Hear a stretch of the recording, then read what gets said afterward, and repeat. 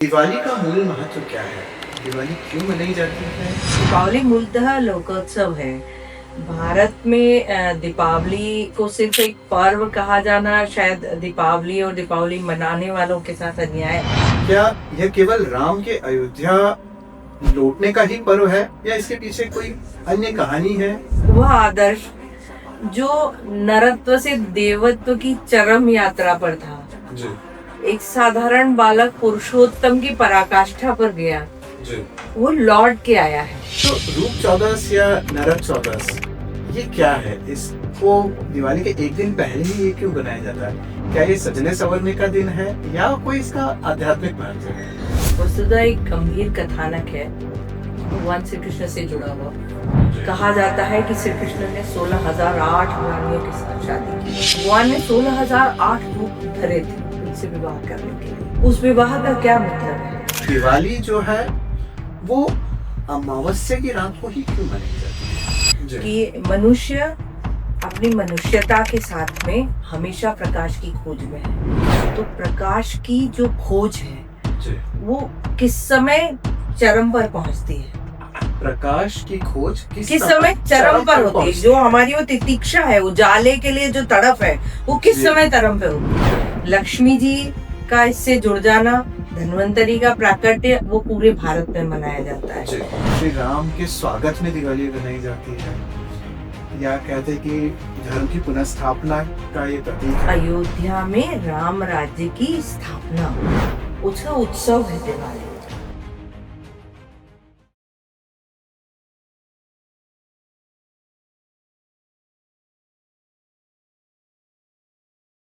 बचपन में जब हमें निबंध लिखने को कहा जाता था तब हम यही बात लिखते थे। हिंदुओं के 4 प्रमुख त्यौहार हैं, होली, रक्षाबंधन, दशहरा और दिवाली। दिवाली इसमें से मुख्य त्यौहार है। क्यों दिवाली मुख्य त्यौहार माना जाता है? सनातन धर्म में हिंदुओं का सबसे प्राचीन पर्व दिवाली क्यों है? क्या है इसकी महत्वता और क्या है इसके बहुत सारे अनसुने पहलू जिसे हम हमारे आज के ऑड वन आउट टॉक के पॉडकास्ट में उजागर करने वाले। नमस्कार दोस्तों, मैं हूं डॉक्टर मधुर टेमले और आज के ऑड वन आउट टॉक के पॉडकास्ट में आपका एक बार पुनः स्वागत है। आज हम बात करने जा रहे हैं एक ऐसे विषय की जिससे हर सनातन धर्म जुड़ा हुआ है, हर सनातन धर्म को पालन करने वाला गहनता के साथ जुड़ा हुआ है। हम बात कर रहे हैं सनातन धर्म का सबसे प्राचीन पर्व दिवाली की।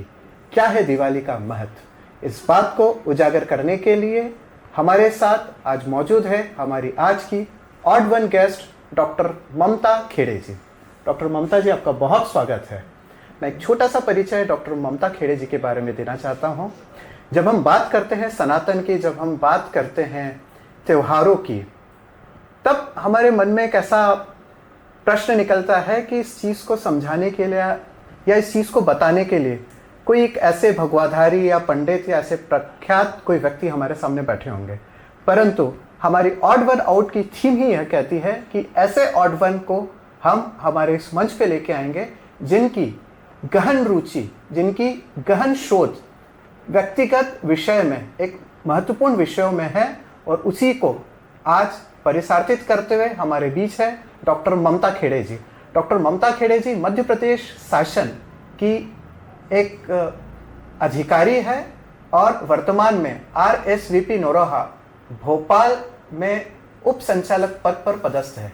इससे पहले ममता जी ने SDM से लेकर संयुक्त कलेक्टर के पद को सुशोभित किया है। वो विभिन्न स्थानों पर पदस्थ रही है और आज हमारे साथ ऑड वन आउट टॉक में ऑड वन गेस्ट है। डॉक्टर ममता जी, आपका बहुत स्वागत है। नमस्कार डॉक्टर ममता जी, हम आपका जो परिचय देख रहे थे इसमें हमने देखा कि आप हिंदी में बड़ी रुचि रखते हैं।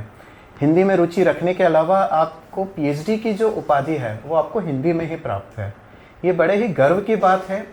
एक तरफ जहाँ पे अंग्रेजियत को या आंग्ल भाषा को बहुत ज़्यादा तवज्जो दी जा रही है, वहाँ पे ऐसे एक प्रशासनिक अधिकारी का हिंदी में इस तरह की उपलब्धि लेना ये अपने आप में गौरवान्वित करता है। और आपसे आज हम ये जानेंगे, दिवाली को हम सभी बनाते हैं, सनातन का बड़ा मूल पर्व है, पर ऐसे अनसुने पहलू जो शायद बहुत कम लोगों को पता है। तो ममता जी, आपसे जानना चाहेंगे, दिवाली का मूल महत्व क्या है? दिवाली क्यों मनाई जाती है? क्या यह केवल राम के अयोध्या लौटने का ही पर्व है, या इसके पीछे कोई अन्य कहानी है या कोई और बात है? सबसे पहले मैं बता दूं कि मैं प्रशासन से पहले हिंदी की हूँ, हिंदी की ही नहीं हूँ। मेरा शोध कार्य संयोगवश लोक भाषा में हुआ और इसलिए मैं हिंदी से ज़्यादा निमाड़ी की हूँ, उसके बाद प्रशासन की हूँ। जी। और दीपावली मूलतः लोकोत्सव है। भारत में दीपावली को सिर्फ एक पर्व कहा जाना शायद दीपावली और दीपावली मनाने वालों के साथ अन्याय है जी। क्योंकि दीपावली एक गुम्फित पर्व है। हम एक दिन में, एक उत्सव में, एक इवेंट में इसको समाप्त नहीं करते और ये वस्तुतः इवेंट की तरह रचा भी नहीं गया है। सदियों की प्रक्रिया ने दीपावली को निर्धारित किया है जो आज स्वरूप हमारे सामने है। अनंत कथाएं हैं, लोक में फैली हुई हैं, शास्त्र में हैं, साहित्य में हैं। ऐसे कई बिंदु हैं जिन्होंने दीपावली को रचा है। इस देश के हर क्षेत्र में कुछ न कुछ भिन्न मान्यताएं, धारणाएं, आख्यान, कथाएं, किंवदंतियां हैं जिन्होंने दिवाली को रचा है। इसके मूल में मूलतः कार्तिक है। हम लोग पूरा भारतीय समाज उत्तर से लेकर दक्षिण तक, पूर्व से लेकर पश्चिम तक खेतिया समाज है। हम लोग अरण्य संस्कृति से निकले हैं, प्रकृति से घनिष्ठ जुड़ाव हमारा है। हम मूलतः शहरी संस्कृति नहीं है। अब ऋतु परिवर्तन हुआ है, वर्षा चली गई है, एक विकट समय गुजर गया है जो पिछले सदियों में आवाजाही बंद हो जाया करती थी, चतुर्मास रुकने का अवसर होता था, चल पड़ने का समय है, फसलें घर आ रही हैं, हमारा धन धान्य ही है। धान्य ही है। हाँ, धान्य ही धन है। धान्य ना चावल, धान मतलब अनाज, फसलें, यही हमारा धन है। ये हमारे घर आया है। तो भारत के हर क्षेत्र में इस पर्व को उसमें मनाया जाता है। मूलतः ये वही त्योहार है। संयोगवश हमारी अनंत कथाएं, हमारे लोक समाज की अनंत मान्यताएं, प्रस्थापनाएं, अवधारणाएं, विश्वास इससे जुड़ते चले गए और पता नहीं किस समय इससे जो जुड़ा भारतीय जनमानस का जो सबसे उच्चतम आदर्श है, श्री राम, उनका अयोध्या आना अभी भी हमारे रोम खड़ा करता है। जैसे हम स्मरण करते हैं कि हमारा वह आदर्श जो नरत्व से देवत्व की चरम यात्रा पर था, एक साधारण बालक पुरुषोत्तम की पराकाष्ठा पर गया, वो लौट के आया है। तो देखिए आज भी उस घटना से हमारे रोम खड़े होते हैं, जाने कितनी सदियां गुजर गई होंगी। तो उसका इस पर्व से जुड़ जाना इसको एक असाधारण रूप देता है, एक भिन्न आयाम देता है, एक पृथक सी ज्योति देता है, एक अलग आभा देता है।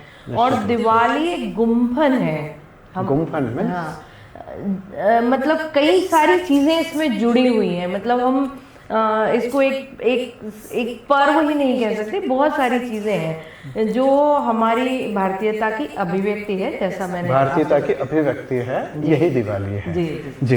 तो हम ये देखते हैं कि भारत के अलग अलग हिस्सों में दिवाली मनाई जाती है, अलग अलग रूपों में मनाई जाती है। उत्तर में अलग बनाई जाती है, दक्षिण में अलग बनाई जाती है, और हर स्थानों का अपना अपना एक इस दिवस को लेके एक महत्व है। जी। तो आपको क्या लगता है कि कौन सा स्थान इसके अंदर जो कहना चाहिए बड़े जोर शोर से बनाता है, या कोई स्थान इसमें कम बनाता है? तो ऐसा कोई आपकी नज़र में है? क्योंकि इसका मैं आपको एक जिक्र और करता हूँ। हम छोटे से जब दक्षिण भारत की ओर जाते हैं तो वहाँ पे मूलतः 5 दिन का है। हाँ जी। दक्षिण भारत में हम जाते हैं तो कई लोग ऐसे मान्यता है कि वहाँ पे 2 दिन में ही इसको सिमट जाता है। तो अलग अलग स्थान पे अलग अलग महत्व है। देखिए राम जी का वापस आना जी। एक सामान्य उत्सव है जो पूरा भारत मनाता है, हर क्षेत्र में मनाता है। जी। लक्ष्मी जी का इससे जुड़ जाना, धन्वंतरी का प्राकट्य, वो पूरे भारत में मनाया जाता है। जी। फिर उसके बाद जो किंवदंतियां हैं, कथाएं हैं, हमारे पौराणिक आख्यान जी। हैं, वो इससे जुड़ते चले गए और हर क्षेत्र में अलग अलग ढंग से, मतलब वो भाई दूज तक चला गया है। बल्कि निमाड़ और मालवा क्षेत्र में तो वत्स बारस भी बहुत वज बारस से आरंभ होना माना जाता है। इनफैक्ट 11 से स्टार्ट हो जाता है। हाँ जी। 11 से 11 दीप का हाँ। जलना आरंभ तो होता है। वो जी। हम दिवाली की पूर्व संध्या कह सकते जी। हैं। बारस के दिन हम वत्स की पूजा करते हैं, ये कर्म की पूजा है। इसको थोड़ा डिराइव कीजिए ना, बारस का क्या महत्व है? हाँ, वत्स बारस या वज बारस जिसको कहा जाता है, उसकी कथा, एक लोक कथा है, वो अलग कथा है।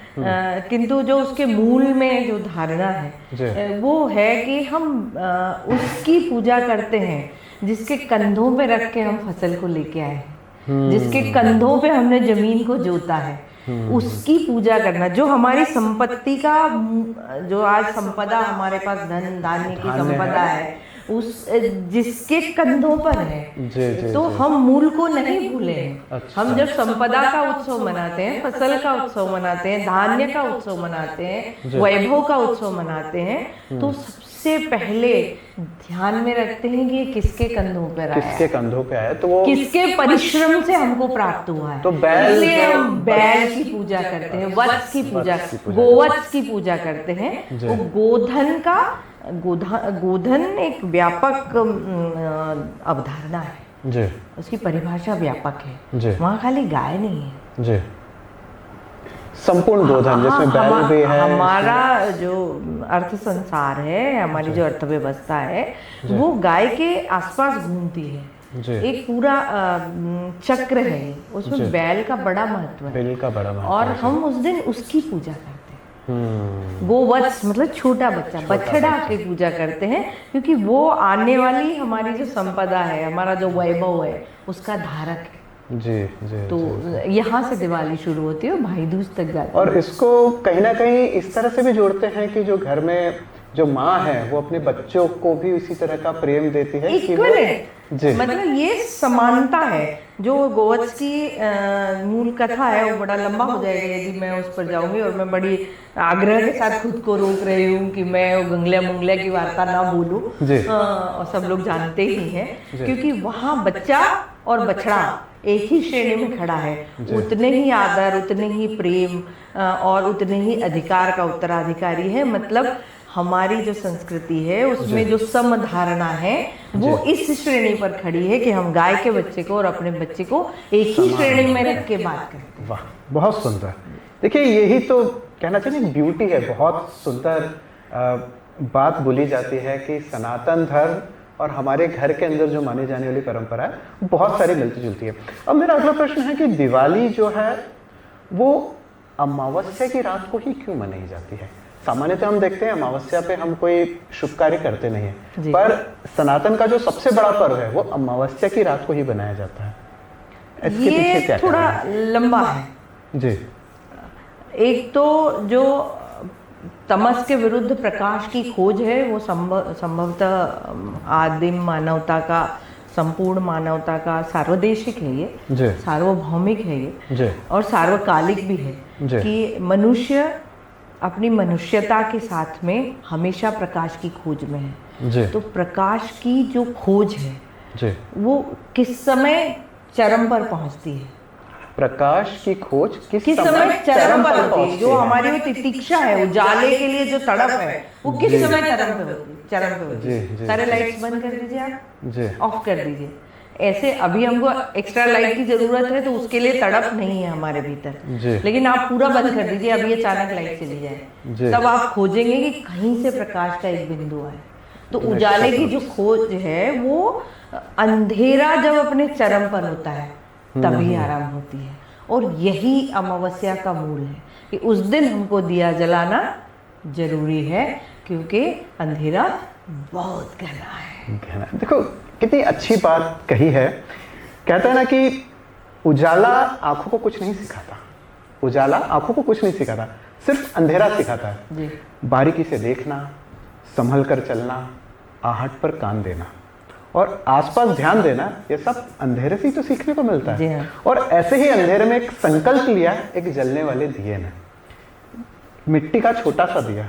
उसने जलने से पहले कभी ये नहीं सोचा कि मैं तो बहुत साधारण सा हूँ, मेरे घर परिवार में, आप कहना चाहिए कि पुरातन काल में मेरे जो पिछड़े थे उनमें से किसी ने ये कार्य नहीं किया तो मैं कैसे कर सकता हूँ। उसने धर्म पे रहकर अपना कार्य किया, उसका नैसर्गिक कार्य था जलना, उसने जला और जो गहरा अंधेरा था उसके अंदर एक रोशनी का दीप दे दिया। तो कहते हैं ना, दिए का काम है जलना और रोशनी का काम है चलना। दिया अपना काम करता है और रोशनी अपनी काम करती है। तो बहुत सुंदर बात आपने कही है। अब हम बात करते हैं, दिवाली जो है उसको 5 दिन में मनाया जाता है। हाँ जी। 5 दिन का पर्व है। तो इन 5 दिन को आप किस तरह एलॉबरेट करेंगे? मैं और पीछे आपको ले जाना चाहूँगी। उत्तरायण चला गया, दक्षिणायन आरंभ हो गया, जी। भगवान सो गए। जी। माने भगवान विष्णु जो सृष्टि के संचालक हैं, जी। वो चले गए राजा बलि के घर पाताल लोक में। जी। अब हमारा जो सृष्टि संचालक है, जो हमारी आत्मा का ज्वलंत प्रतिनिधि है, वो पाताल में है। जी। अब दक्षिणायन आरंभ हो गया है। कहा जाता है कि उत्तरायण अर्चिरादि मार्ग है। अर्चिरादि मतलब ज्योति का मार्ग है, जी। आत्मोन्नति का मार्ग है, प्रकाश का मार्ग है। और दक्षिणायन धूम मार्ग है, मतलब धुएं से भरा हुआ मार्ग है। ये पितरलोक का मार्ग है, वो देवलोक का मार्ग है। यहाँ पितृसत्ता का प्राधान्य है। अच्छा। अब जब पितृसत्ता का प्राधान्य है तो हम किनको पूछते हैं? भाई जो हमारे देवत्व के आदि प्रतिनिधि हैं वो विष्णु तो है नहीं, फिर देवी हैं, गणेश हैं, नाग हैं। हम नाग पंचमी भी इसी समय मनाते हैं। लोक देवताओं की पूजा करते हैं, पितरों को मनाते हैं, लक्ष्मी को मनाते हैं, कुबेर की पूजा करते हैं, धन्वंतरी की पूजा करते हैं। ये सब लोक के इर्द गिर्द घूमने वाले देव हैं। शिव जो लोक का साक्षात प्रतिनिधि है, जी। जो लोक का साक्षात संरक्षक है, जी।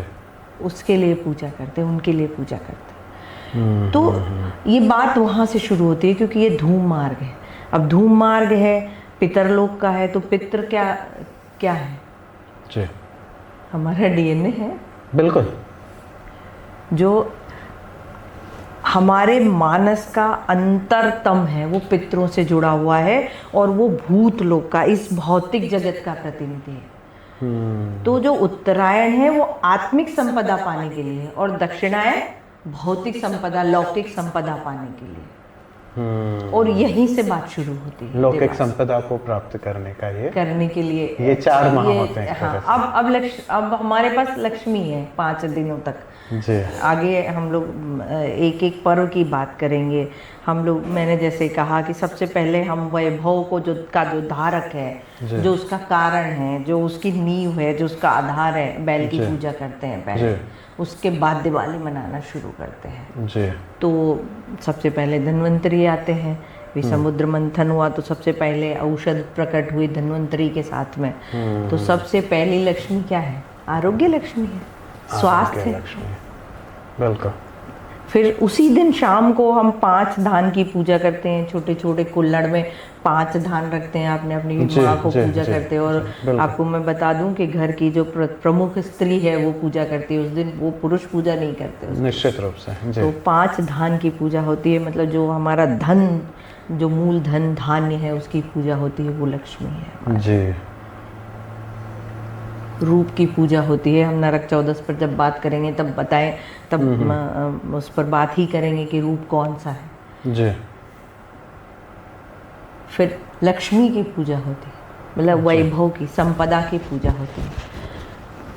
फिर हम गोवर्धन की फिर पूजा करते हैं, एक बार पुनः गोधन को याद करते हैं। और गोधन के सराउंडिंग में जो परिवेश है, गोधन का जो आधार है, या गोधन ने जो प्रदान किया है उसकी पूजा करते हैं। या हमारे लोक का जो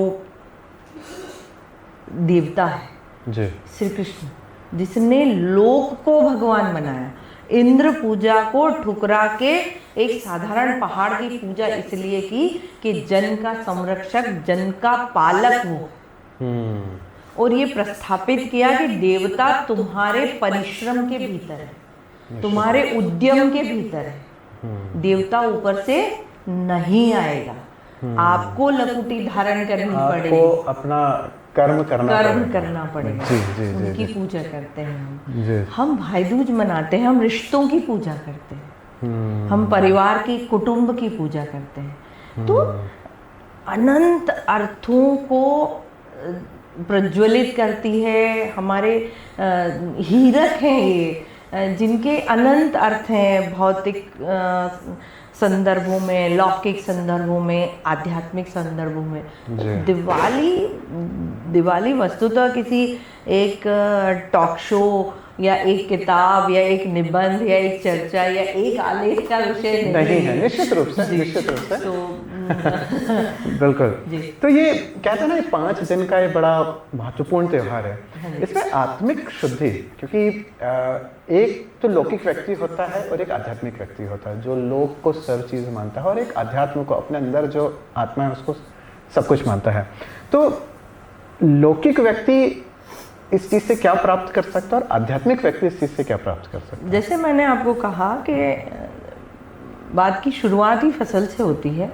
जी धन पे, धान्य पे, लक्ष्मी पे, वैभव पे, धन्वंतरी पे माने स्वास्थ्य पर। जी। तो आपने लौकिक वाली चीजें तो बता दी, ये सब लौकिक हो गया। है। अब जो मूल है प्रकाश, जी, प्रकाश की खोज, प्रकाश की खोज का भी मार्ग हमारा लोक की ओर से ही जाता है। हम सबसे पहले माटी का दिया जलाते हैं, जी पृथ्वी के उस गुण की पूजा करते हैं जो हमारा धारक है। जी। और वो जो मिट्टी है वो हमारे लिए अनंत अर्थों का अन्वय है।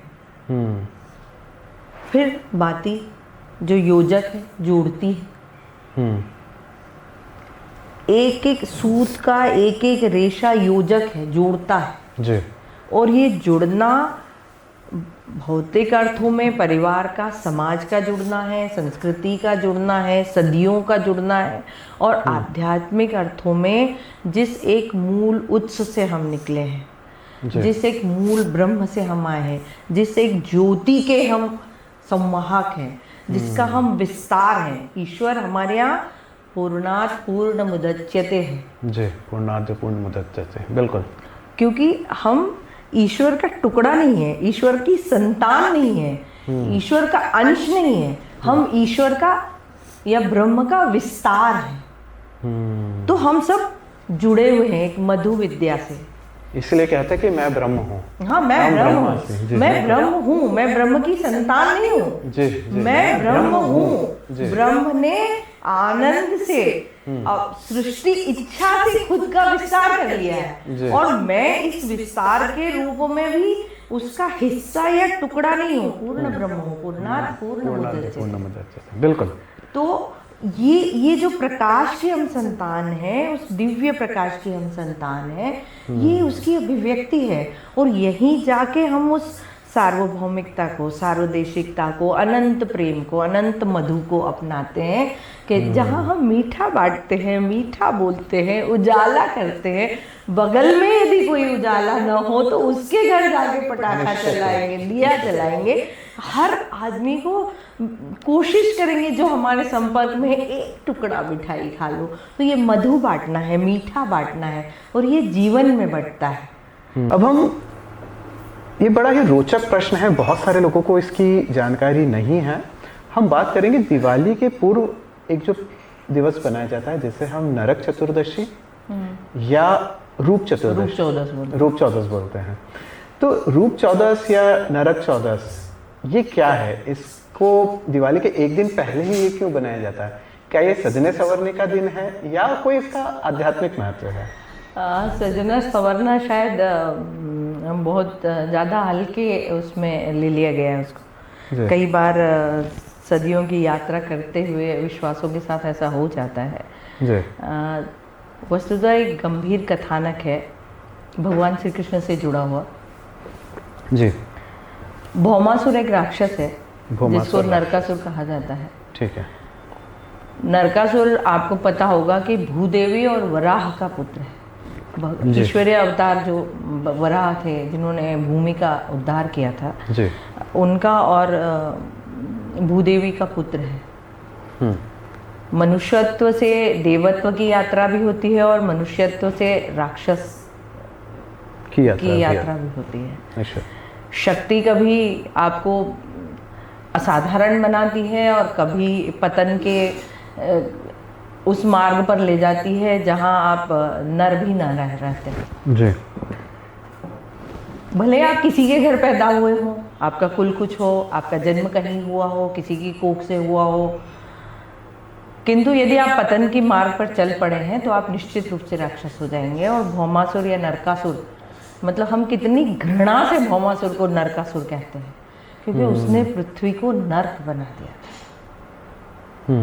आपको पता ही होगा कि पूरे आर्यावर्त के राजाओं को उन्होंने बंदी बनाया, कारागार में डाला, उनकी पत्नियों को, उनकी बेटियों को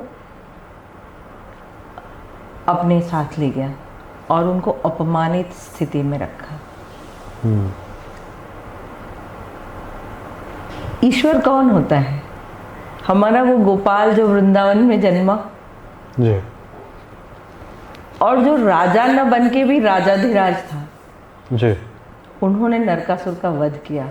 जी। और उन कन्याओं को, जो 16,008 कन्याएं मानी जाती थी या स्त्रियां मानी जाती थी, जी। उनको मुक्त कराया नरकासुर की कारागार से। जी। आप सोचिए कितना कितना मार्मिक प्रसंग है कि राजा मुक्त हो गए, अपनी अपनी राजधानियों में, अपने राज्य में चले गए। जी। अब उन स्त्रियों का क्या होगा जी। जो नरकासुर के कारागार में या नरकासुर के महल में रही हैं या उसके आधिपत्य में रही हैं? उनको समाज अपनाने के लिए तैयार नहीं है। निश्चित रूप से। उनके पिता, उनके पति, उनका समाज, उनका परिवेश ये कहता है कि ये नरकासुर के आधिपत्य में रही है, तब उसको कौन अपनाता है? जी। कहा जाता है कि श्री कृष्ण ने 16,008 रानियों के साथ शादी की थी। जी। उस विवाह का क्या मतलब है? सामाजिक मान्यताएं हैं कि जी। कोई नहीं स्वीकार करता, तब हमारा गोपाल स्वीकार करता है, हमारा श्री कृष्ण स्वीकार करता है। अब नरकासुर का अंत हो गया। सृष्टि में उससे बड़ा क्या उत्सव है? जिसने पृथ्वी को नरक बनाया था उसको मारा गया, उसको समाप्त किया गया, नरक के कारण की समाप्ति हुई, वो उत्सव मना। अब उत्सव मना और हमारा जो गोपाल है, श्री कृष्ण है, जी। जो मुरलीधर है, गिरधर है, जी। 16,000 स्त्रियों के साथ शादी की। ये एक भारतीय पौराणिक मिथकों में सबसे ज्यादा गंभीर मिथक है।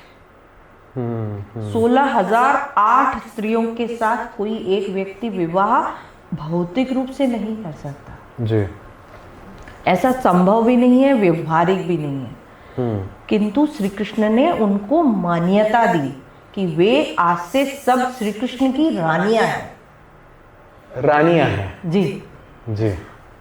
अब भाई श्री कृष्ण की रानियां हैं तो रूप बताते हैं कि भगवान ने 16,008 रूप धरे थे उनसे विवाह करने के लिए। अच्छा। अब हम पुनः दर्शन की तरफ जाते हैं, फिर आध्यात्मिकता की तरफ जाते हैं। रूपो रूपो प्रतिरूपो बभूव।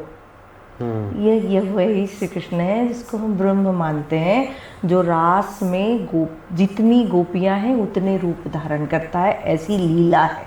जी। लीला और कथा, लीला और आख्यान में स्पष्ट अंतर है। लीला है एक दार्शनिक अवधारणा है। जी। ऐसे ही 16,008 रानियों को उनकी सामाजिक प्रतिष्ठा लौटाने के लिए, उनकी गरिमा लौटाने के लिए, उनकी अस्मिता का लौटाने के लिए हमारा पूर्ण कलाधर ईश्वर अवतार श्री कृष्ण 16,008 रूप धारण करता है। 16,008 रूप धारण करता है, अलग अलग, इसलिए वो रूप 14। अच्छा, तो ये जो रूप है, ये रूप जो भौतिक रूप है, चमड़ी का रंग है, चेहरे की आभा है, आंखों का, बालों का सौंदर्य है, उससे कहीं बड़ा गंभीर और गहरा। तो ये रूपो प्रतिरूपो बभुव है कि वह ब्रह्म, मैंने जैसे अभी आपको कहा कि हम सब उसका विस्तार हैं और उस विस्तार में वो हम सबके रूप में है। ये वो रूप 14 है जो नरक के समाप्ति से रूप की 14 तक आता है। और इसी प्रतिफलन में हम अगले दिन दिवाली मनाते हैं। ये वो उत्सव है जब नरक समाप्त हुआ, पृथ्वी का नरकत्व समाप्त हुआ। हमने स्त्री को जो श्री का साक्षात भौतिक प्रतीक है उसको मुक्त किया, उसको गरिमा दी, उसकी अस्मिता का सम्मान किया और अगले दिन हम उसी श्री का उत्सव मनाते हैं। और इसीलिए अमावस का दिन दिवाली का दिन है। बड़ी रोचक जानकारी है ये, बहुत कम लोगों को शायद ये जानकारी प्राप्त होगी। तो श्री कृष्ण का भी दिवाली से ने उतना ही गहरा जितना राम का है ये, क्योंकि अभी तक ये मान्यता थी लोगों को, जो जानकारी आप अगले दिन फिर गोवर्धन मनाएंगे। अभी तक जो जोड़ा जाता था वो गोवर्धन से ही जोड़ा जाता था। अच्छा, इसमें एक मिथक ये भी है कि जो अगले दिन सुबह यानी नरक चौदस पे जो सुबह जल्दी स्नान करते हैं उनको कुछ स्वर्ग की प्राप्ति होती है, या ये कहानी है या इसका कुछ नहीं? अभ्यंग स्नान हमारी संस्कृति का बहुत मतलब ऋषि संस्कृति का स्नान है। अभ्यंग स्नान कहा जाता है। माने सूर्योदय से पहले उठिए, घर का कचरा साफ कीजिए और घर की जो अलक्ष्मी है उसको बाहर कीजिए और खुद स्नान करके, ऐसा हमारे जो बुजुर्ग थे, आपकी भी दादी नानी और माँ भी ये करती होंगी कि कई बार हमारे जो बुजुर्ग हैं वो सूर्योदय का रास्ता देखते थे अर्घ्य देने के लिए। तो ये अभ्यंग स्नान उसी का प्रतीक है। हम उस जो पृथ्वी के उस दलिद्र से मुक्त हुए और हम जब नए वर्ष की, नए सत्र की, नए आनंद की, नए युग की का आरंभ कर रहे हैं, तो सूर्योदय से पूर्व ही करेंगे उसको। और इसीलिए उस दिन कचरा सूर्योदय से पहले घर के बाहर कर दिया जाता है। कचरा ही दारिद्र्य है, कचरा ही दारिद्र्य, मन का कचरा हो, देह का कचरा हो, या फिर घर का कचरा हो, या हम जो विचारों का कचरा फैलाते हुए हैं, वो सब समस्त दारिद्र्य को बाहर करना है, तभी लक्ष्मी आएंगी। निश्चित रूप से। बहुत सुंदर, बहुत ही सुंदर। अब हम जो दिवाली के पीछे जो पौराणिक कथा जुड़ी है, जिसे हम समुद्र मंथन कहते हैं, हाँ जी, समुद्र मंथन और लक्ष्मी पूजा के संबंध में हम चर्चा करेंगे। तो आपसे जानना चाहते हैं कि समुद्र मंथन की कथा दिवाली से कैसे जुड़ी हुई है? क्या लक्ष्मी माता का प्रकट होना उसी समय या उसी दिन हुआ था? क्या यह पर्व केवल लक्ष्मी प्राप्ति का नहीं बल्कि कहना चाहिए मंथन के बाद अमृत तक पहुंचने की प्रक्रिया भी है? हाँ, निश्चय। इसमें वस्तुतः भ्रांति नहीं कहना चाहिए, ये छोटी सी एक द्विधा है। लक्ष्मी जी मूलतः भृगु कन्या है, माता ख्याति और भृगु की संतान है, जो विष्णु पत्नी लक्ष्मी है, जो भगवान शिव विष्णु प्रिया हैं, भगवान विष्णु की पत्नी कही जाती है। वो भृगु और ख्याति की कन्या है। उनका प्राकट्य शरद पूर्णिमा के दिन हुआ था। लक्ष्मी जी की जो उत्पत्ति है वो शरद पूर्णिमा के दिन हुई थी। तो फिर दिवाली वाले दिन और जो समुद्र मंथन का जो हम जिक्र करते हैं, उसका क्या संबंध है? उसका क्या तादात्म्य है या क्या तात्पर्य है? लक्ष्मी, मैंने जैसे अभी आपको कहा कि उस दिन हमारी श्री जो है वो मुक्त हुई है जी, और हमने उनको पुनः प्राप्त किया जी। वो वैभव है, संपदा है, भौतिक संपदा है, स्वातंत्र और जो आत्म गरिमा है, उससे बड़ी श्री कुछ और नहीं है। श्री कई अर्थों में मानी जाती है, ज्ञान की श्री, धन की श्री, यश की श्री, चेतना की श्री, जो हमारा तेज है, मतलब रूपम देहि यशो देहि यशोदे, तो ये द्विशोजही, द्विशोजही मतलब शत्रु बुद्धि का विनाश हो, मतलब बुद्धि की श्री, तो ये श्री का उत्सव है। अगला स्तोत्रम में बात हाँ जी, तो ये श्री का उत्सव है जी। ये वो उत्सव है जब हमने अपनी लक्ष्मी को पुनः पाया, जो हमारी भौतिक लक्ष्मी है, धन गज लक्ष्मी है जी। वस्तुतः विष्णु प्रिया जो भृगु ऋषि की कन्या है, जो विष्णु जी की पत्नी है, वो उलुक उनकी सवारी है, उल्लू उनकी सवारी, उल्लू उनकी सवारी जी। माने वहाँ अलक्ष्मी भी है। उल्लू जो है अलक्ष्मी का प्रतीक माना जाता है। जैसे आपने कभी अपनी माँ से सुनिएगा कि हमारे यहाँ दशा और अवदशा की कथा कही जाती है जी। कि एक होती है दशा और दूसरी होती है अवदशा। तो दशा की बहन अवदशा, मतलब दशा की बहन, लक्ष्मी की बहन अलक्ष्मी। तो उलुक जो है, उल्लू जो है, नेत्रहीनता जो है, प्रकाश को न पहचान पाने की विवशता जो है, वो अलक्ष्मी है उल्लू में। और वही अलक्ष्मी है, वही अलक्ष्मी, जहाँ हम ज्योति को, हम प्रकाश की पहचान नहीं कर पाते, जहाँ हमारी अंधेरे से दोस्ती हो जाती है, वही अलक्ष्मी। जो भृगु कन्या लक्ष्मी है, उनका वाहन जो है वो उलुक है। अलक्ष्मी और लक्ष्मी साथ में आते हैं। आपको प्रकाश और अंधेरे के बीच पहचान करना पड़ेगा, सीखना पड़ेगा।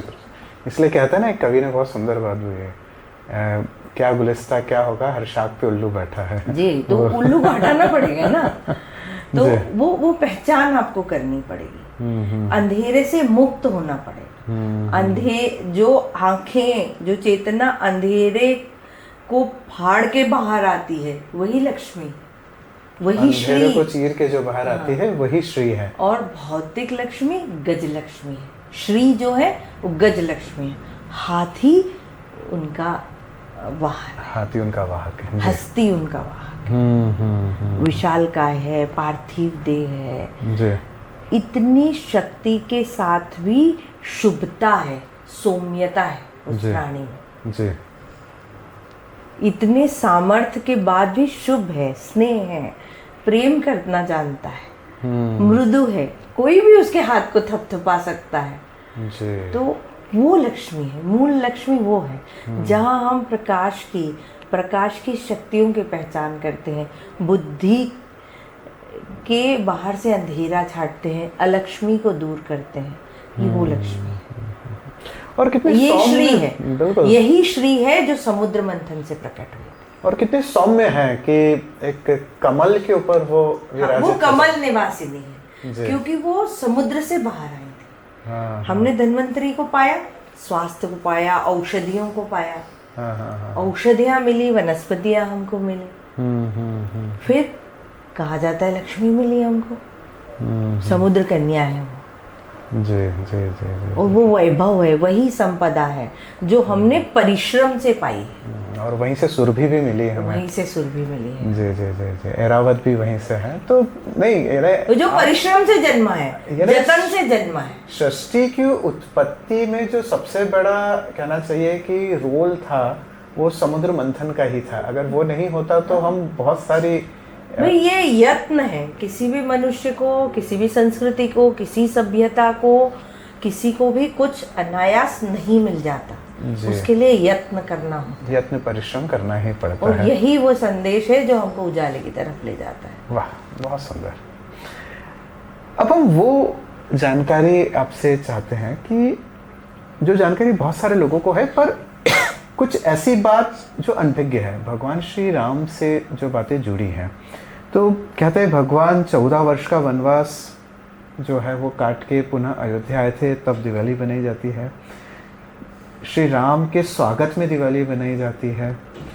या कहते कि धर्म की पुनर्स्थापना का ये प्रतीक है। पर्व है।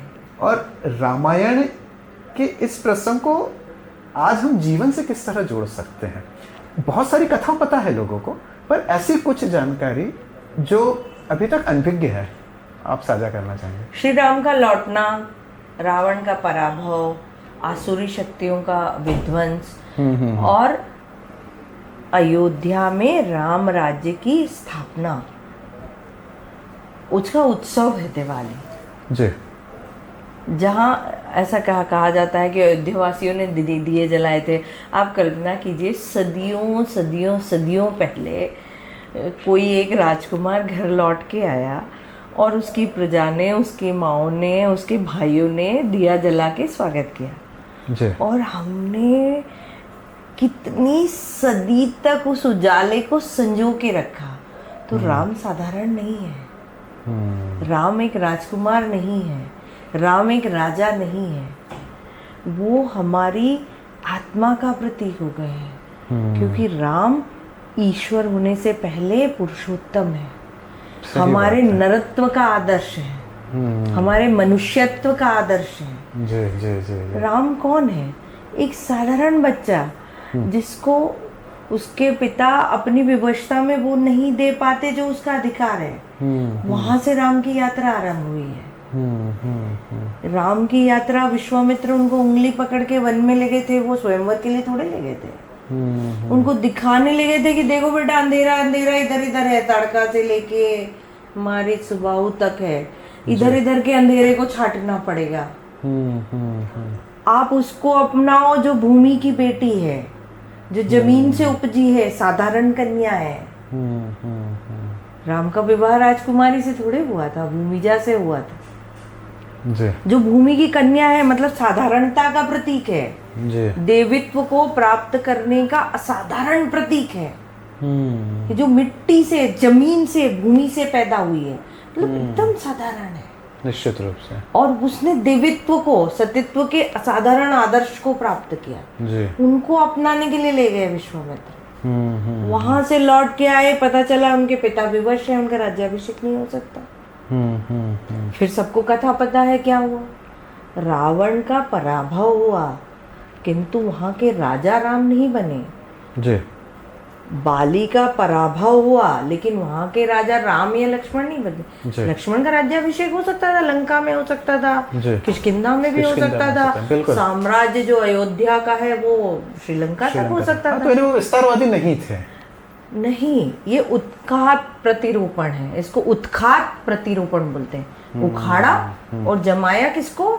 जो उसी भूमि का अंश था, उसी जनसाधारण का हिस्सा था, जहां की समझ थी लोग उनमें, उसको राजा बनाया, जो वहां के जनसाधारण से घुला मिला था, जो वहां का उत्थान करने में समर्थ था, जिसके पास वहां शासन करने की दृष्टि प्राप्त थी। जी। राम जो है साम्राज्य स्थापित करने के लिए थोड़े 14 साल गए थे। इसीलिए राम हमारे मन में, हमारी दिवाली में आज भी उतने प्रकाशमान है। आज भी हम उनके नाम से दिया जला रहे हैं। बहुत सुंदर। तो इसलिए कहते हैं कि राम पूजे जाने के अलावा समझे जाने के लिए, समझे जाने का विषय है। और उनको, मतलब ये तो एक दृष्टि है, एक विचार है, एक भावना है। ऐसी अनंत भावनाएं हो सकती है जहाँ हम राम से जुड़ते हैं। राम रिश्तों का प्रतीक है, राम राजा का प्रतीक है, राम नीति का प्रतीक है। राम उस द्वंद्व से बाहर आने के लिए जो अपने, मतलब स्वार्थ और परमार्थ के बीच की जो रेखा है, उस पे पूरे जीवन चलते रहे। उस पतले तंतु पे, या कहना चाहिए तलवार की धार पे। तो राम वहाँ चलना सिखाते हैं कि कहाँ हमको अपना छोड़ना पड़ता है। पर एक बात ये भी है कि राम ऐसा पथ था जिस पे राम ही चले सदा।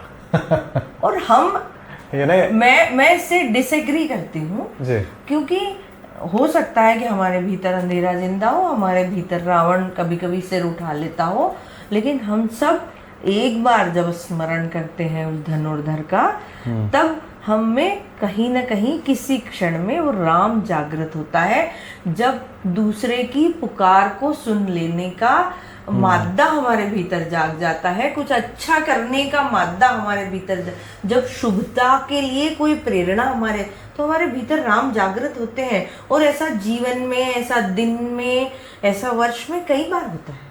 सही बात है, बिल्कुल और सही। उस उजाले को जब अनुभव करते हैं वही दिन दिवाली। और इसलिए एक बड़े सुंदर कवि ने बात कही है कि दया अगर लिखने बैठूं तो अनुवादित होते हैं राम जी, और रावण को भी जिसने नमन किया ऐसे मर्यादित थे राम जी। बहुत सुंदर। अब आपसे कुछ जो वर्तमान में स्थिति चल रही है, परिदृश्य चल रहे हैं, उसको लेके मैं आपसे चर्चा करता हूँ कि हम दिवाली पे घर की सफाई करते हैं जी। दिवाली आने से पूर्व हम घर की सफाई करते हैं, तो क्या ये इनर क्लीनिंग हमारे आंतरिक जो कहना चाहिए शुद्धिकरण का भी कोई एक पर्व है, या इसको साथ में बनाना चाहिए?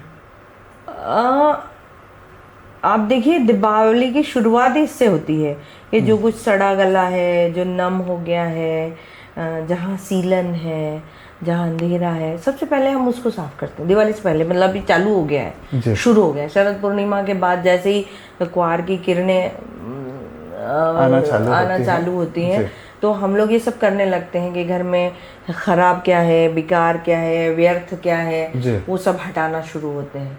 तो वो इनर क्लीनिंग तो वहीं से शुरू हो जाता है।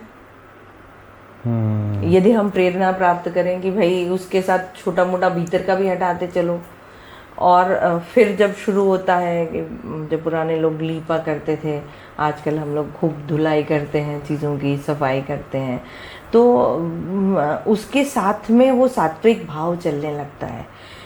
मेरे एक प्रोफेसर थे, दिवंगत हैं, अभी है नहीं, वो मुझे ये कहते थे, मैं कहती थी कि ये सब रिचुअल्स का, आडंबरों का, तब हम यंग थे और मतलब बड़े क्रांतिकारी जनवादी टाइप हुआ करते थे, तो हम कहते थे कि ये सब रिचुअल्स का क्या मतलब है, तो आडंबर है। तो वो कहते थे कि अच्छा, विश्वविद्यालय जब आती हो तो वैसे ही आ जाती हो जैसे सो के उठी हो या कुछ करती हो? तो मैं कहती नहीं, वो औपचारिक वेशभूषा धारण करनी पड़ती है, औपचारिक तरीके से आना पड़ता है। तो बोले जब आती हो तब वो नमस्ते करती हो, झुकने से आने से पहले दरवाज़ा खटखटाती हो, यदि कक्षा आरंभ हो गई हो तो परमिशन लेती हो। तो ये सब भी आडंबर है जी जी। नहीं, ये तो अनुशासन है जो मतलब हमारे भीतर फिर उस संस्था के प्रति आदर को जगाता है, उस व्यक्ति के प्रति आदर को जगाता है। तो वो कहते थे कि ये जो रिचुअल्स हैं, जो हमारे उपकरण हैं, दिया जलाना, उजाला करना, अगरबत्ती लगाना, कुमकुम और हल्दी जैसे रंगों को उपासना में, पूजा में प्रयुक्त करना, ये सब शुभता की शुरुआत करते हैं। हम एक मैनर में ढल जाते हैं, एक शैली में ढल जाते हैं कि अब हमको शुभता की तरफ ही जाना है, शांति की तरफ जाना है, पवित्रता को धारण करना है, शांत होना है। और यहीं से फिर आगे, मतलब यहाँ रुक जाना गलत है, इससे आगे जाना पड़ेगा, लेकिन पीठिका यही है, आधार यही है जी। जो बाहर की सफाई है वो अंदर की सफाई की शुरुआत है। बाहर का उजाला अंदर के उजाले का आह्वान होना चाहिए, और यही साधना है जो हमको हर दिवाली में करनी होती है। बहुत सुंदर। अब आपसे ये जानना चाहता हूँ कि आध्यात्मिक और मनोवैज्ञानिक विकास इस पर्व के माध्यम से हमारे अंदर कैसे होता है? वस्तुतः बहुत गंभीर और सूक्ष्म अर्थों में आध्यात्मिकता और मनोवैज्ञानिकता मतलब कोई ऐसे अलग अलग चीज़ें नहीं हैं। अच्छा। क्योंकि अध्यात्म, जैसे मैंने कहा कि हमारा जो अध्यात्म है, जो हमारा दर्शन है, वो हमेशा से ये मानता है कि हम जो वो अनादि शक्ति है, जो परम तत्व है, उसका विस्तार है। और जब हम विस्तार है तो हमारा मनोविज्ञान क्या होना चाहिए? आप और मैं भिन्न नहीं है, मैं और बैल भिन्न नहीं है, मैं और गाय भिन्न नहीं है, जो हमारा समाज का अंतिम व्यक्ति है वो और मैं भिन्न नहीं हूँ, यहाँ कोई भेद नहीं है। और ये कुछ भी स्थायी नहीं है जी। सब जो है वो भ्रम है, माया है। और जब ये सब और भ्रम और माया है, हमको रोल प्ले ही करना है, तो हम बड़े सौजन्य के साथ प्यार से क्यों करें? जितना खेलना है, ऊपर वाले ने जितना तय किया है, उसको अच्छे से रोल प्ले करें जी। अच्छे से उसको, और इसलिए वैमनस्य को स्थायी नहीं होना चाहिए। क्योंकि इसका कोई मतलब इसकी कोई परिणति थोड़ी है। मैं यदि आपसे जलने लगूं, आपसे ईर्ष्या करूं, या आपने हो सकता है किसी दिन मुझे कुछ बोल दिया और उसको गांठ बांध के बैठ जाऊं, तो वो मनोवैज्ञानिक गांठ हो जाएगी, हमारी कुंठा हो जाएगी, हमारी हीन भावना हो जाएगी, और वही मनोवैज्ञानिकता है, और उसी कुंठा को खोल देना आध्यात्मिकता है।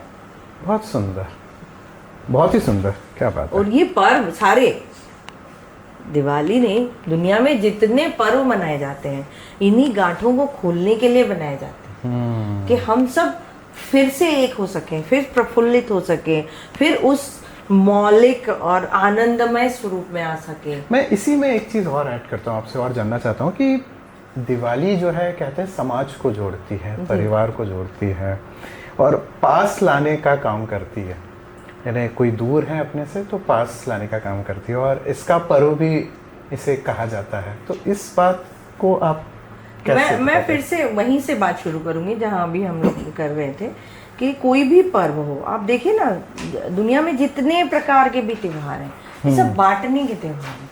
मतलब व्यक्ति कोई भी ऐसे एकाकी कहीं अपने घर के किसी कोने में या किसी क्षेत्र विशेष में या किसी उपासना स्थल पर अकेले त्योहार नहीं मनाता। पर्व जो है, जो भी उत्सव है, वो सामूहिकता के साथ ही मनाए जाते हैं, बांटकर मनाए जाते हैं। आपने देखा होगा दीपावली पहले जब हुआ करता था, अभी आजकल पैकेट्स आने लगे हैं, और हम जाने क्या क्या, अब मैं किसी ब्रांड का नाम नहीं लूंगी, जाने क्या क्या बटने लगे, वो बांटने हम खरीदने लगे हैं। मिठाइयाँ भी बाहर से लेकर आते हैं और उनका आदान प्रदान करते हुए, बल्कि ऐसा कहना चाहिए कि वो भी पेरावनी की साड़ी हो गए हैं। सही बात है कि उसके घर से आया तो उसके घर पहुंचा दो, तो वो ट्रांसफर होते होते फिर अंत में हम सोचते हैं कि अब अंत में हम इसका क्या करें। अपने मौलिक स्वरूप में ऐसा नहीं था जी। हमारी माएँ पूरनपुली बनाती थी, तो जहाँ पूरनपुली देना होता था पूरनपुली पहुंचती थी, और ना देना होता था तो पूरन पहुंचता था कि बेने का बने खाई लीजिए जी। या हम गुजिया बनाते थे, हम चकलियाँ बनाते थे, शक्कर पारे जिसको हम खारे बोलते थे, खारियाँ मठरियाँ जो भी बनाते थे, उसकी थाली संजोते थे। और वो एक बड़ा आयोजन हुआ करता था, बल्कि रंगोली बनाना एक बड़ा सामूहिक आयोजन हुआ करता था। एक साथ रंगों की रेखें डाली जाती। प्रश्न अगला यही था, ये जो रंगोली होती है इसका क्या महत्व है? देखिए, मतलब ये सब श्री मतलब भौतिक संपदा से जुड़ा हुआ है, श्री सौंदर्य भी है ना जी। तो हम हर चीज को, हर अल्पना बना रहे हैं, भूमि का श्रृंगार कर रहे हैं, घर का, देहरी का, आंगन का श्रृंगार कर रहे हैं। और ये एकाकी नहीं होता, जैसे आपने बोला, ये संवेद है, साथ आने की प्रक्रिया है। एक दूसरे के घर रंगोली देखने जाते हैं, एक दूसरे के कढ़ाई में क्या पका है वो एक दूसरे से बांटते हैं और तारीफ पाते हैं। मैं जब कुछ बनाती हूँ, मैंने आपको मान लीजिए इतना सा, तो मैं आशा करती हूँ कि आप मुझे कहेंगे कि अरे वो स्वादिष्ट है। सही बात है। तो ये वो मिठास है जो हम एक दूसरे से बांटते हैं। मैंने आपको मिठाई का एक टुकड़ा खिलाया और आपने अपना मधुवचन मुझे दिया, वो भी एक मिठाई है। तो ये निकट आने की प्रक्रिया है। सारे बच्चों को अपना घर याद आता है, माँ याद आती है, परिवार याद आता है। तो ये सब जोड़ लेने का सिस्टम है जो हमें आगे ही ले जाएगा, मानवता को आगे ही ले जाएगा। रंगोली हो गया या व्यंजन हो गया या एक दूसरे के घर लगाना हो गया, श्रृंगार हो गया, एक दूसरे के घर जाना हो गया, खुद को सजाना हो गया, ये सब श्री है। बिल्कुल, यही लक्ष्मी है। बहुत अच्छे। एक थोड़ा सा एक दूसरा प्रश्न है, जैसे वैज्ञानिक दृष्टिकोण से माना जाता है कि अमावस्या की जो रात होती है जी, उस दिन ये माना जाता है कि वो पूरी कंप्लीट डार्क होती है। हाँ जी। यानी सामान्यतः जैसे 12 अमावस्या आती है पूरे साल भर में, और हर अमावस्या में कहते हैं कि सूर्य जो है वो, या चंद्रमा जो है वो, कहते हैं कि 0.01% कहीं ना कहीं रहता है। पर जो कार्तिक की जो अमावस्या है इसके अंदर उसका जो कहना चाहिए पूरी तरह विलय हो जाता है, वो 0.0% भी नहीं रहता, पूरी तरह हो जाता है। इसीलिए वो प्रकाश का पर्व इस दिन के लिए चुना गया है। अच्छा। गहन अंधेरे से उजाले, मैंने जैसे बात ही हमारी शुरू हुई थी प्रकाश की चरम आवश्यकता तब होती है जब चरम अंधकार हो। प्रकाश की तितीक्षा, प्रकाश के प्रति तड़प जो है वो उसी समय होती है जब चरम अंधकार हो। तो वही उजाला केंद्रीकृत करता है। बहुत सारे लोग ध्यान करते हैं, त्राटक करते हैं, तो तब क्या करते हैं कि चारों तरफ डार्क हो, अंधेरा हो, एक दिया जलाते हैं, उसके प्रति केंद्रीकरण होता है जी। और वही ध्यान सघन होता है जो हमको आत्म प्रकाश की ओर ले जाता है। जी। कुछ अंतिम प्रश्न अब। दिवाली आदर्श लक्ष्मी पूजन कैसे करना चाहिए?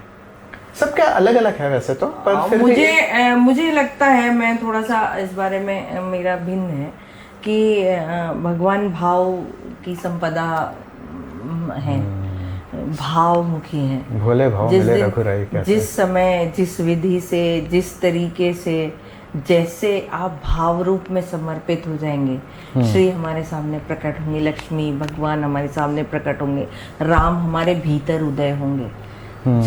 जब आप उस भाव में भरे होंगे, जिस रूप में, जैसे मतलब जैसे खासतौर पे नई पीढ़ी है, बल्कि और आपके बाद भी आने वाली पीढ़ी है, वो तर्क की पीढ़ी है। हाँ, उसको आप वो नहीं कर सकते, मतलब आप उसको बाध्य नहीं कर सकते। आप उसको सहमत कर सकते हैं तब जब उनके तर्क के शस्त्र हार जाए। तर्क के शस्त्र जब उनके हार जाए तब हम उनको सहमत कर सकते हैं। तब उनको सहमत कर सकते हैं, और उसको हराने के लिए हमको भाव के रास्ते से जाना पड़ेगा, प्यार से समझाना पड़ेगा। हमको खुद वो गांठें खोलनी पड़ेगी जो हमारे भीतर है, अहंकार की, बड़े होने की कुंठाएं खोलनी पड़ेंगी। हमको चर्चा से बचना नहीं है, चर्चा करना है। और वो क्षण है संवाद होना भी चाहिए। हाँ, जिसमें सहजता से, हमारा भाव से हम भर जाएं, हम प्रेरणा से भर जाएं, हम आनंद से भर जाएं, और वही क्षण, वही शैली जो है वो पूजा की शैली होती है। बाकी शास्त्रीय प्रविधियां आप सबको पता है, सबको मालूम है। हम जिस रीति से चाहें उस रीति से काम कर सकते हैं। जो हमारा कुल देवी पूजन है वो तो कुंकू और चावल से ही होता है। पता चले वहाँ तो कोई तीसरी चीज रखी नहीं जाती एक दिए के अलावा। तो वो इसीलिए है कि सबसे मौलिक रूप में पूजा यही है कि जैसे आप हृदय से भरे हो और आपको पूजा करनी है, आपके पास जो न्यूनतम साधन उपलब्ध हो। फिर अंत में तो हमसे कहा ही जाता है कि अक्षत में सभी धारणाएं की जा सकती है। अक्षत में किसी भी चीज की धारणा करके आप चढ़ा दो कि आप यही मान लो भगवान, यही भाव में भर के मैं लाया हूँ, यही मान लीजिए। कई बार हम कल्पना कर सकते हैं कि हम वहाँ मानसरोवर में खड़े हैं और वहीं से मैं आपको पुष्प अर्पित करता हूँ। तो यानी अर्पण जो है अपने भाव का है। और मूल रूप से देखा जाए तो ये वस्तुएं सभी तो उसकी है। अब फिर वो गंभीर विषय है कि साधना की पद्धति कौन सी होना चाहिए, सामान्य जो है तो वो, लेकिन एक भाव की किसी भी शैली में पूजा करें, किसी भी पद्धति से पूजा करें, लेकिन उस समय हमारा संवेद रूप में जो परिवार है, कुटुंब है, आत्मीय जन है, या और भी स्वजन है जिनको हम अपना मानते हैं, एक साथ आके और पूजा के भाव में आए, समर्पण के भाव में आए। क्योंकि ये जो समर्पण हम अनादि शक्ति के प्रति करते हैं, श्री के प्रति करते हैं, भगवान राम के प्रति करते हैं, वही समर्पण अंत में हमको जोड़ेगा निश्चित रूप से। और वही उस उत्सव की पराकाष्ठा है, वही हमारा लक्ष्य है। निश्चित रूप से, बहुत सुंदर। तो बहुत ही बारीकी से और बहुत ही बखूबी से आपने बहुत सारे ऐसे अनसुने पहलू को हम सभी के सामने उजागर किया है जो शायद इससे पहले ना हमने कभी सुना था, ना कभी इस विषय में कभी सोचा था। मैं एक छोटा सा एक मैसेज आपके सामने पढ़ता हूँ कि सनातन जो है वो समानता का पर्व है। क्योंकि दीप जो है ना, दीप अमीर के यहाँ, गरीब के यहाँ, सभी के यहाँ एक जैसा जलता है। दीप कभी किसी का भेद नहीं करता। बहुत बढ़िया। दीप गरीब के यहाँ भी जलेगा तो समान रोशनी देगा, अमीर के यहाँ जलेगा तो भी समान रोशनी देगा। और उसी का एक और पर्व हम मनाते हैं जिसे कहते हैं होली। जी।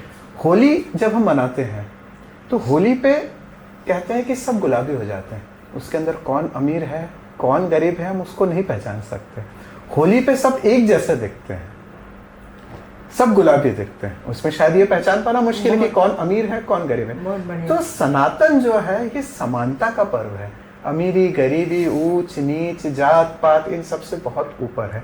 तो ऐसे सनातन पर्व दीपावली की आप सभी को अनंत शुभकामनाएं। बहुत शुभकामनाएं। और मैडम बहुत गहरी बात आपने आज हम सबको बताई है।